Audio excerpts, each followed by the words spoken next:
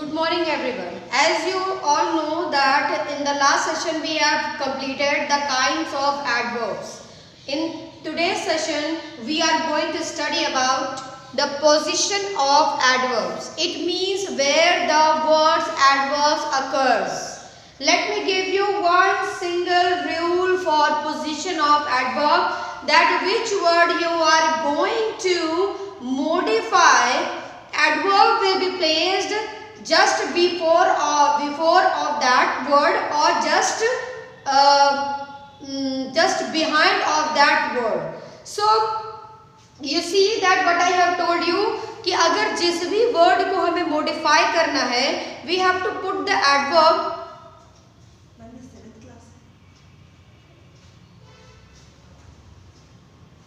Yes, you have to put the adverb in the sentence just before the word to be modified or just after the word to be modified.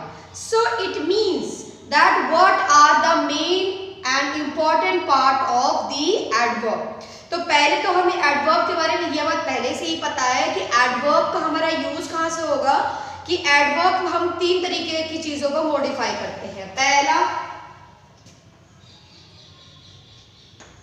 है आपका verb, दूसरा है आपका adjective and the third one is adverb. It means another adverb.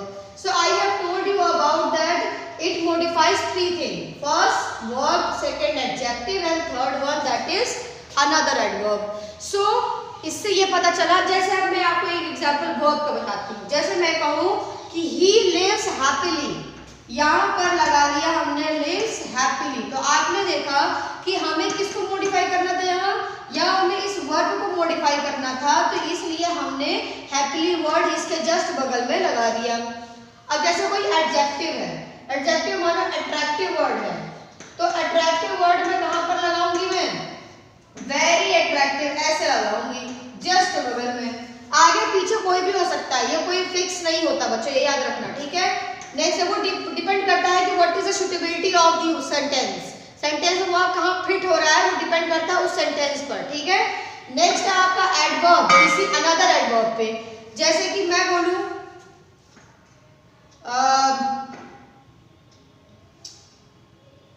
Quickly, quickly कोई word है, ये भी already adverb है, ठीक है. इसके साथ हमने वेरी लगा दिया तो ये क्या हो गया, हम क्विकली को मॉडिफाई करना चाह रहे हैं और इसको अनदर एडवर्ब को मॉडिफाई करना चाह रहे हैं, so that we have put it before quickly. So these are the main position of adverbs. So where the adverb occurs in the sentence, it occurs before the word to be modified or after the word to be modified. Okay, so let me give you one example. It is given in your book. Like the position of an adverb in a sentence determines the meaning. Determines the meaning मतलब कि वो meaning भी decide करता है. अब मैं तुम लोगों को एक example देती हूँ. जैसे मैं कहूँ कि मैं आप लोगों को एक example दे रही हूँ, उसको ध्यान से सुनना. हाँ, थोड़ा ridiculous है, समझना है आप लोग को, ठीक है. मैं कह रही हूँ कि माँ बच्चे को गर्म दूध पिला रही है, ठीक है. ये एक सेंटेंस हो गया. अगर इसका एक और तरीका ये हो सकता है कि माँ गरम बच्चे को दूध पिला रही है. अब बताओ दोनों में सही कौन सा है.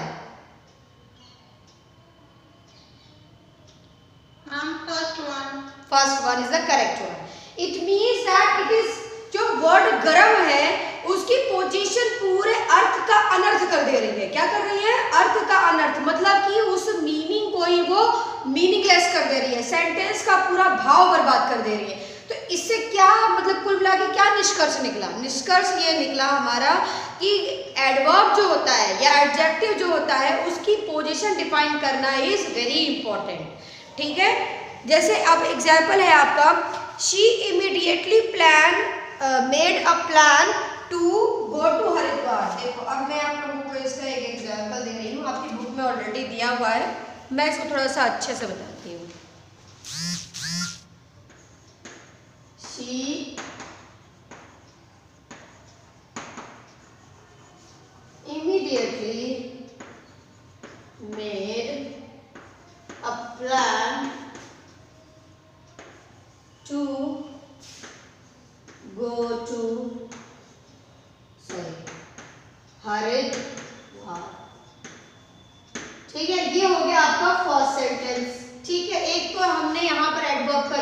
जस्ट बात किया है, ठीक है। दूसरा हमने अगर इसी सेंटेंस का दूसरा रूप आपके बुक में दिया है, she made a plan to go to Haridwar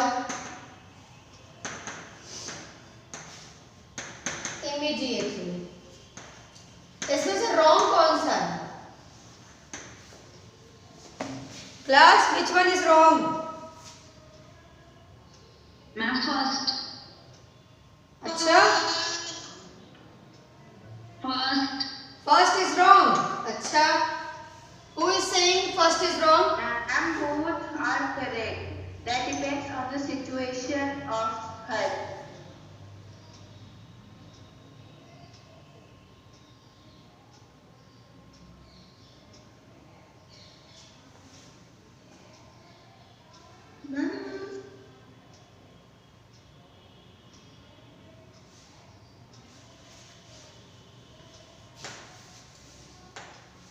sentence कोई भी गलत नहीं है, ध्यान से सुनो।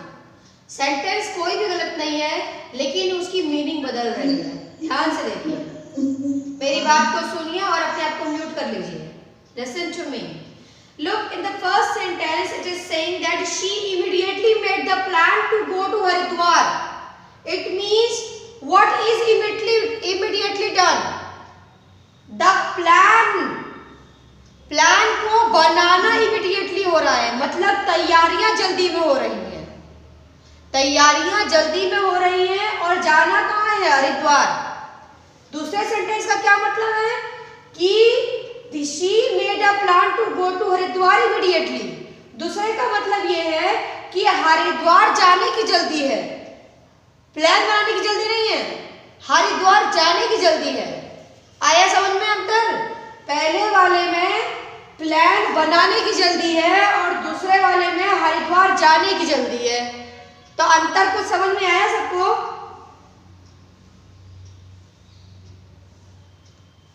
Yes, ma'am. हाँ, तो ये अंतर होता है। तो अगर आप एडवर्ब का मतलब बदल देंगे तो पूरा सेंटेंस इधर का उधर हो जाएगा, उथल पुथल हो जाएगी, ठीक है। अब सेंटेंस नेक्स्ट है आपका adverbs of manner, place and time are placed between the subject and the verb. तो अब आपका दूसरा रूल्स क्या पता चला हमें कि एडवर्ब्स ऑफ मैनर,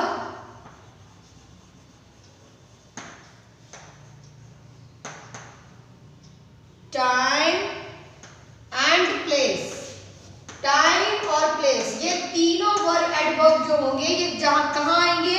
ये आपके सब्जेक्ट और वर्ब के ठीक बीच में आएंगे। If the verb consists of one word, if the verb consists of one word, फिर से बता रही हूँ, वर्ब दो, कई बार ऐसा होता है कि सिंगल वर्ब होती है और कई बार दो दो वर्ब होती है एक ही सेंटेंस में। कौन कौन सी वर्ब की बात कर रही हूँ मैं हेल्पिंग वर्ब की बात कर रही हूँ। कुछ सेंटेंसेस में क्या होता है? दो होती है, जैसे एक हेल्पिंग वर्ब होती है और एक एक्शन वर्ब होती है। लेकिन कुछ सेंटेंसेस में केवल एक्शन वर्ड होती है, हेल्पिंग वर्ब नहीं होती। जैसे देखो शी मेड वाले में, इसमें देख रहे हो आप सिंगल वर्ब है, यहाँ पे कोई हेल्पिंग वर्ब नहीं लगी हुई है, ठीक है। ऐसे सेंटेंसेस में मैनर, टाइम और प्लेस वाले एडवर्ब्स कहाँ लगते हैं? वर्ब और सब्जेक्ट के ठीक बीचों बीच लगते हैं, समझ गए? जैसा अभी ऊपर आप देख रहे हो, she immediately made, you see in the same example also. अब जैसे मैं कहूँ ये प्लेस के लिए, जैसे हेयर हो गया, देयर हो गया, ये सारे वर्ड्स जो होंगे वो किस में आएंगे? वर्ब के ठीक पहले आएंगे, सब्जेक्ट के ठीक बाद आएंगे। लेकिन ये हर जगह लागू नहीं होता, ये दिमाग में आप लोग फिट कर लो, ये हर जगह लागू नहीं होता, ये एक कॉमन रूल है। ये एक क्या है? कॉमन रूल है, ये कोई स्टिफ रूल नहीं है। मैं आप लोगों को पहले ही बता दूं, in English grammar there is no stiff rules. Sometimes they can change, they may change, okay, so you have to work accordingly, okay, so you don't feel that there is no stiffness in the rules of English grammar. It may changes, it may vary on the different sentences, okay. So the next one, the sentence is She always recited the poem well. So you see that always, it means it is telling about the time. It is telling about the time. Okay. Next one. Adverbs can come in three positions: at the beginning of a sentence, in the middle of a sentence, and middle of a sentence, close to the verb, or end of a sentence. तो तीन places क्या क्या पता चली हमें कि adverb को तीन अलग अलग प्लेसेस में रखा जाता है। पहला क्या लिखा है? At the beginning, like soon the girl returned to hostel. Returned to the hostel. This is the sentence where you see that soon word is at the beginning. Next, in the middle of a sentence, close to the verb, like the girl is gradually adjusting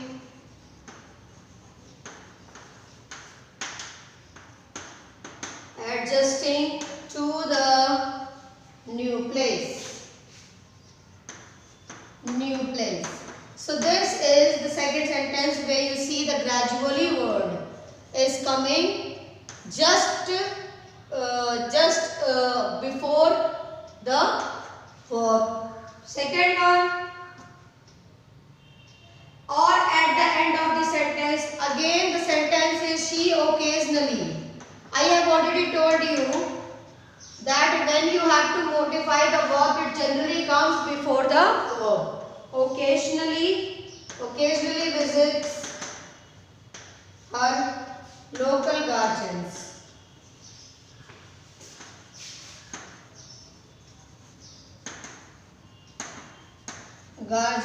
house. And the next and the last one, she will visit their house again. She will visit their house again. So by this way, you have done all the position of the adverb. Okay, next. In sentence soon, this is the explanation is given. Okay, next one is an adverb of time may be placed right at the beginning of the sentence for emphasis. Let me give you one example कि जो adverbs of time होता है वो generally कहाँ आता है? Beginning of the sentence में आता है। जैसे कि आपका आएगा टुमारो, जैसे टुडे आएगा आपका, टुमारो आएगा। ये सारे वर्ड्स क्यों आते हैं शुरुआत में? ये बताने के लिए कि एम्फेसिस, क्या करने के लिए? एम्फेसिस देने के लिए, उस पर फोकस करने के लिए। कि जैसे मैं कहूँ today is Diwali, today is Diwali में टुडे वर्ड क्या है आपका? सबसे शुरुआत में आया। क्यों? ये बताने के लिए कि हम फोकस कर रहे हैं, आज के दिन को फोकस कर रहे हैं। ठीक है। नेक्स्ट है like tomorrow she will come to the school. So tomorrow word पे क्या कर रहा है? हमने पहले लगा के क्या कर दिया? फोकस कर दिया। वहां सब्जेक्ट ज्यादा इंपॉर्टेंट नहीं है, वहां पर हमारे लिए इंपॉर्टेंट कौन है? टाइम। मैं तुम लोगों को जब एड में वो पढ़ा रही थी, एक्टिव एंड पैसिव पढ़ा रही थी, तो आई वाज टेलिंग कि when something is written at the beginning, it means that we are going to focus on it. When something is written at the beginning of the sentence, we are going to focus on it. It simply means that we are going to focus on that. So what I have told you that when the adverbs of time generally comes at the first of the sentence, at the beginning of the sentence. Next one. If the verbs are different from forms of be, am, is, are, was, were, will be, the adverbs are placed after the verbs. अब जैसे अगर आपके जितने भी वो होते हैं, मतलब जैसे आपके बी के फॉर्म्स जितने होते हैं, बी के फॉर्म्स कौन कौन होते हैं? मैंने बताया था वर्ब्स में, am, is, are, was, were. These are the forms of be. Okay. So whenever they will occur in the sentence, you will usually use the adverbs just after them. Okay, you will use the verb just after them. Like is है तो is के साथ never लगाते हो, तो कहाँ लगाते हो? never is थोड़ी ना लगाते हो, क्या लगाते हो? is के साथ never लगाते हो. इसके बाद always हमेशा इसके साथ लगाते हो, तो इसके बाद लगाते हो. तो ये एक नियम अपने दिमाग में रख लो. ये एडवर्ब्स की पोजीशन के लिए अलग अलग नियम है, ठीक है. नेक्स्ट है आपका if there is stress on the verbs form of be और on the auxiliary then the adverb usually comes before it. अब कई बार ऐसा भी होता है कि जो बी का फॉर्म होता है उस पर ज्यादा फोकस करना होता है. ये बताना होता है कि हम इस पर ज्यादा फोकस कर रहे हैं, तो जिस पर ज्यादा फोकस करना होगा अगर वो बी का फॉर्म होगा, ठीक है, तो हम क्या करेंगे उस वक्त उस पोजीशन में. जैसे मैंने अभी बताया कि एडवर्ब्स होते हैं वो बी के फॉर्म के बाद यूज होते हैं, लेकिन जब हमें केवल ऑक्सिलरी पे फोकस करना होता है, केवल ऑक्सिलरी पे फोकस करना होता है, हमें ये बताना होता है इस जैसे ये बताता है कि आज कोई चीज हुई है, मतलब वो हमारे सामने की चीज है, ठीक है. और आज जैसे ये भी हमें क्या बताएगा कि आज कोई चीज हुई है, तो एक तरीके से ये क्या करेंगे प्रेजेंट टेंस को बताते हैं. वॉज वर्ब तुम्हारे किसको बताएंगे? ये पास्ट टेंस को बताएंगे. लेकिन अगर हमें इन पे फोकस करना है, ऑक्सिलरी पे फोकस करना है, तो हमें क्या करना पड़ेगा?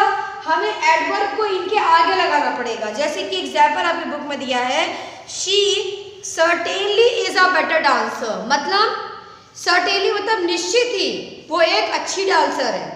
ये बात सच है. जैसे मैं लिखूं कि she is a good dancer, लेकिन अगर कोई ये कहना चाहता है कि हाँ वो है, तो यहाँ पर ये नहीं होगा कि certainly she is a so good dancer. No, no, no. Always it will come just before the word the auxiliary. अब यहाँ पर जो आपकी auxiliary है यही आपका verb है, only verb है, ठीक है. यहाँ पर आपको कोई और एक्शन वर्ब नहीं दिखाई दे रहा होगा. तो इसका जो ये वर्ब इज है इसके ठीक पहले हम क्या लगा देंगे? एडवर्ब को लगा देंगे. तो ये क्या हो जाएगा? She certainly is a good dancer. So class, I hope you all have understood this rule. Okay, let me give you the next rule. Next one is if there is an object. If there is an object, the adverb is generally placed after the object, but if the object is very long, we usually put the adverb before the verb. Okay? If there is an object, the adverb is generally placed after the object, but if the object is very long, we usually put the adverb before the verb. अब ध्यान से इसको देखने वाली बात है कि ये क्या कह रहा है. ये कह रहा है कि अगर किसी सेंटेंस में ऑब्जेक्ट अवेलेबल है और आपको एडवर्ब पुट करना है, तो हम ज्यादातर क्या करते हैं? ऑब्जेक्ट के बाद लगा देते हैं, ठीक है. लेकिन अगर ऑब्जेक्ट बहुत लंबा हो तो क्या करना पड़ेगा?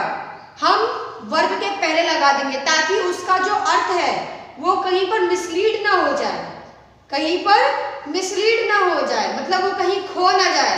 ये गाना नहीं है खो ना जाएंगे तारे जमीन पर, तो ऐसा हो zaayega. तो ऐसा नहीं करना है. जैसे सेंटेंस आपकी बुक में ऑलरेडी दिया हुआ है कि she signed the lease deed immediately. ठीक है, ये हो गया आपका sign the lease deed immediately. यहाँ पर हमने बाद में लगा दिया तो भी इसकी मीनिंग सही निकल रही है, क्योंकि इससे मीनिंग नहीं बदल रही है, इससे इस सेंटेंस की मीनिंग नहीं बदल रही है. आप इमीडिएटली यहाँ भी लगा सकते हो. ये मैं एग्जाम्पल के तौर पर बता रही हूँ आपको कि अगर यहाँ लगा दोगे तो नंबर नहीं कटेंगे, सही है, मैंने अभी आप लोगों को बताया था. लेकिन अब अगर इतना बड़ा दिया हो दैट शी, अगर आपको ऑब्जेक्ट है all the papers related to the lease deed, इतना लंबा हो गया ऑब्जेक्ट, तो क्या कर दोगे? इमीडिएटली को just after you will put after immediately. She immediately signed on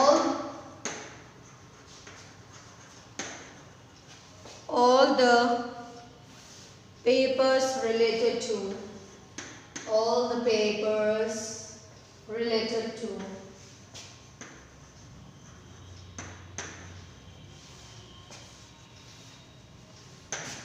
The lease deed. So you see that the object is quite longer. So you see in this sentence we have put the word immediately as an adverb just after the no, you cannot say that just after. You see, you will say that before the verb. Okay. Next rule is when an adverb modifies an adjective or adverb, the adverb normally comes before it.